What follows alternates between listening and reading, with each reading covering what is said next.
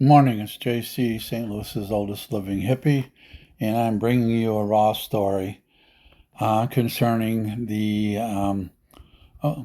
concerning Trump's big, beautiful bill. Only a third grader would call something big, beautiful. And Trump is probably not even a third grader. He's probably a first or a second grader from the way that he speaks and the phrases that he uses. But anyway, listen to this. We'll talk about it afterwards. Trump's risking fiscal disaster if two key Republican policies collide, according to analysts. Well, here you go. Let's listen to it.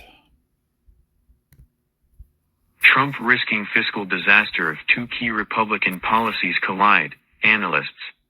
Analysts warned that a collision between two policies pushed by President Donald Trump could cause a fiscal disaster. The president went to Capitol Hill to urge Republicans to unite behind a budget-busting budget bill, and Axios reported that his strong-arm tactics were putting conservatives into a precarious position. Trump's big, beautiful bill is projected to add trillions to the deficit over the next decade, rattling conservatives who have long warned that the U.S. is barreling toward fiscal catastrophe, Axios reported.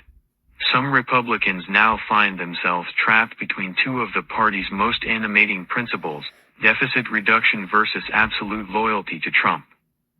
Exclusive, Trump accused of new grift that puts Qatari plane in shade. The White House is hoping the budget bill will receive a vote on the House floor this week, and the president and his aides have brushed off warnings that the tax cuts embedded in the measure would explode the national debt without politically toxic cuts to Social Security and Medicare. This tax bill's enormity is being underplayed. It will cost more than the 2017 tax cuts, the Pandemic CARES Act, Biden's stimulus, and the Inflation Reduction Act combined, Jessica Riedel, a budget specialist at the conservative Manhattan Institute, told Yahoo Finance.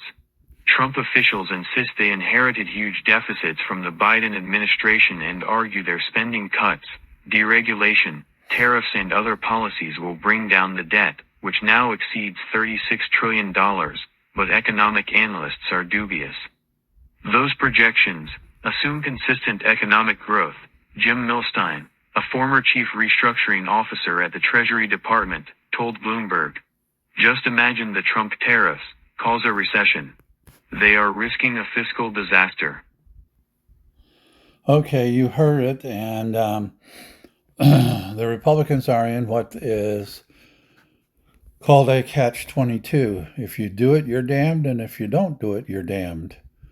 And there are some people who predict that the $36 trillion debt we already have would go up to like 72, maybe 96 million, not 72, maybe 96 trillion if the Republicans get their way.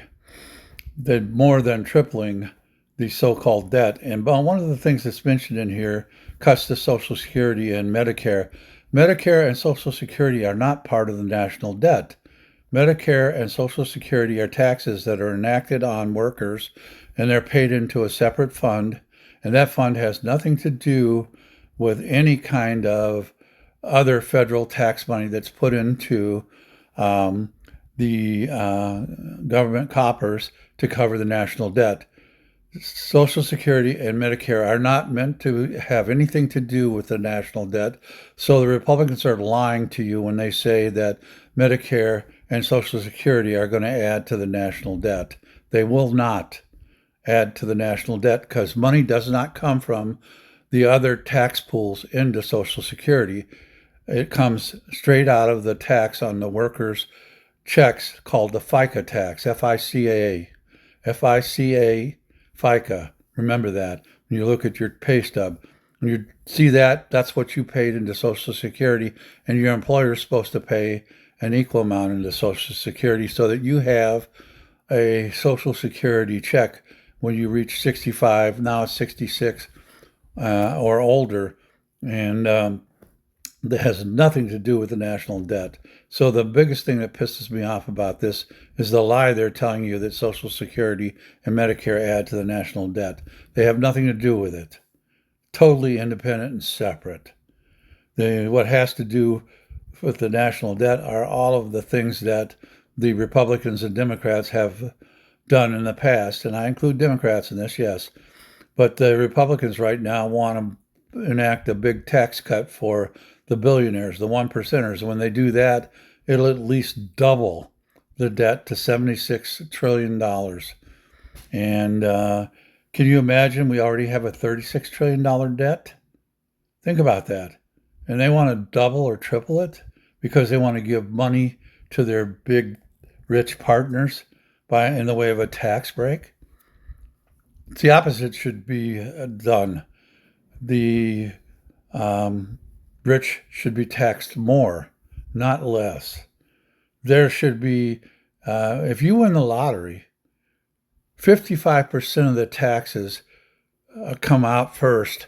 So you only get 45% of the money you win if you win a big lottery pot. The same should be that or more for rich individuals on their profits, on their any kind of windfall money that they come up with, any kind of money they make, it adds to their riches, should be taxed at the rate of 55% to 60% minimum. Why should we pay 55% if we win $20 million?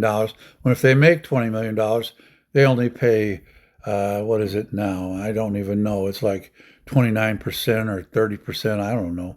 It's nothing. Well, I've got to pause for a minute. I'm going to. Sorry about that. Anyway, this is JC, St. Louis's oldest living hippie, saying fuck Donald Trump and fuck all these rich assholes that he's trying to line the pockets of. Everybody have a great Wednesday. Love you all. Pox some more, Jack. Keep on trucking.